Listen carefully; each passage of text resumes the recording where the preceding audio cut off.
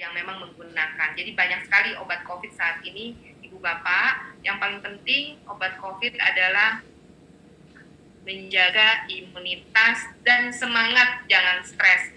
Kalau ada tetangga kita yang kena COVID, tolonglah bantu jangan sampai stres. Kasih tahu, Pak tenang Pak, Bapak tenang aja, isolasi mandiri. Anak istrinya saya kasih makan sehari 3 kali. Itu harus begitu supaya dia nggak stres. Itulah yang dilakukan oleh teman-teman.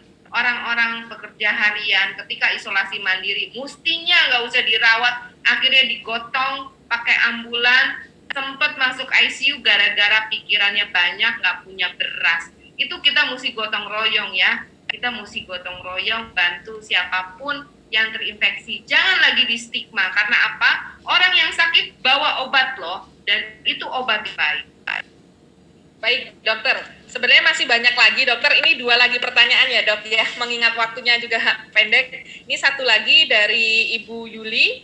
Ibu Yuli bertanya, kalau Mbak rumah sebulan lalu hasil swabnya positif COVID-19, masuk OTG, setelah 2 minggu karantina mandiri, swab ulang hasilnya negatif.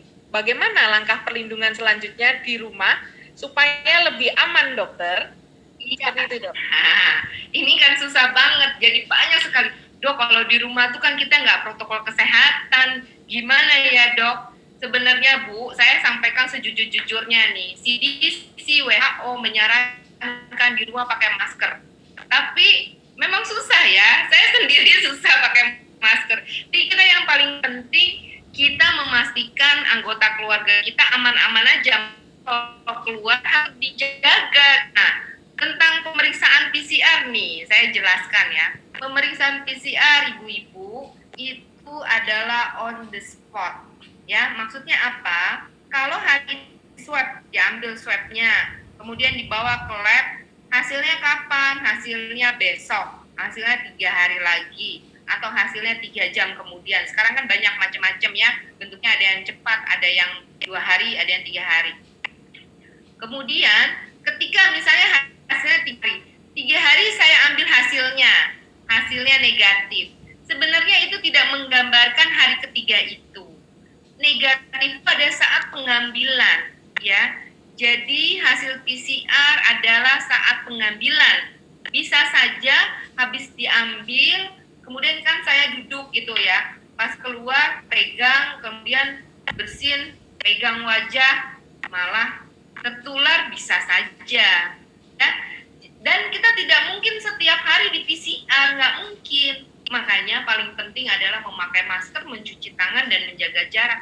Karena kita tidak mungkin setiap hari dites. Jadi yang dites adalah yang bergejala. Untuk apa? Untuk diobati. Orang yang asimptomatik bisa tidak menularkan dengan memakai masker. Bagaimana dengan keluarga yang ada kelompok rentan? Itulah yang harus berhati-hati. Jadi orang-orang kelompok rentan usahakan di rumah juga pakai masker, ya. Dan hati-hati kalau ada orang muda yang mondar-mandir, tetap hati-hati. Kemudian jika ada tanda-tanda misalnya baru nggak enak badan nih, pegel-pegel, nah itu pun harus segera dibawa ke dokter, minimal konsultasi dokter umum. Jadi jangan tunggu besok untuk kelompok rentan ya, karena dia harus segera cek supaya dia nggak masuk ke fase inflamasi. Ketika fase virus dia udah dipegang oleh profesional dan dijaga ketat supaya selamat melalui masa kritis. Itu yang paling penting. Jadi ibu di rumah harus bisa asesmen ya, yang paling penting, karena kita banyak yang tidak tahu siapa yang menderita sakit. Sekarang umur 40 tahun banyak loh yang diabetes, banyak juga yang sakit jantung. Kita tahu banyak artis-artis juga umur muda serangan jantung mendadak, sakit jantung tidak diketahui masalahnya, menganggap baik-baik saja, ternyata dalamnya ada sakitnya. Yang terpenting sekarang ibu di rumah harus asesmen ya, harus mengecek, saya punya anak gendut, masuk apa? Kelompok rentan ya, orang-orang yang obesitas masuk kelompok rentan. Oleh karena itu semua yang obesitas sekarang berusaha lah ke berat yang ideal. Gimana caranya? Cari tahu, tapi jangan pakai pil-pil ya. Satu-satunya caranya olahraga, kurangi asupan karbohidrat. Karena orang yang obesitas sama punya resiko besar untuk terjadinya badai sitokin. Mulailah yang orang-orang yang obesitas menurunkan berat badan. sitokin yang menyebabkan kematian pada diabetes adalah yang diabetesnya tidak terkontrol. Untuk yang diabetesnya terkontrol itu banyak sekali aman-aman saja, bahkan tidak bergejala. Jadi penting sekali untuk semua yang punya diabetes harus terkontrol. Kemudian juga yang hipertensi, sakit jantung, punya penyakit paru misalnya TBC, kemudian bronkitis, asma. Nah, ibu ini harus di-list. Anakku ini, suamiku ini perokok berat nih, tapi nggak pernah medical check up. Nah, itu gerek, Bu. Bawa ke dokter check up. Masuk kelompok rentan nggak? Kalau suami ibu masuk kelompok rentan, jaga baik-baik, pakaiin masker. Kalau bisa, maskernya dobelin gitu loh. Kalau bisa, bekal maskernya 2 gitu. Ingatin setiap hari gitu. Kalau harus galakin aja Bu, supaya tidak terinfeksi. Itu penting sekali. Banyak orang di Indonesia itu males check up, padahal itu penting sekali. Jadi yang paling penting adalah check up kesehatan sekarang. Keluarga kita masuk apa? Ibu mesti punya buku sendiri. Misalnya ibu udah tahu, catat Bu, jangan sampai lupa.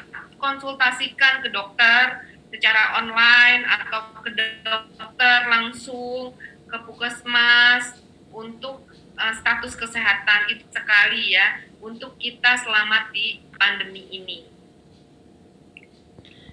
Kalau untuk mendapatkan fasilitas telemedicine dari mana? Kebetulan Telkomedika ada fasilitas telemedicine Bapak Ibu. Jadi kami ada konsultasi dokter online, Bapak Ibu bisa catat nomornya 08129882568. Saya ulangi, 08129882568 dan 081299882569. Dokter, dengan terjawabnya pertanyaan terakhir tadi, mengakhiri pula acara webinar kita hari ini. Demikian webinar kita hari ini. Terima kasih sekali kepada narasumber kita, Dr. Maria Mubarika, telah bersama kita dalam acara webinar Telkomedika kali ini, dan juga yang tak terhingga kepada seluruh peserta webinar yang pastinya luar biasa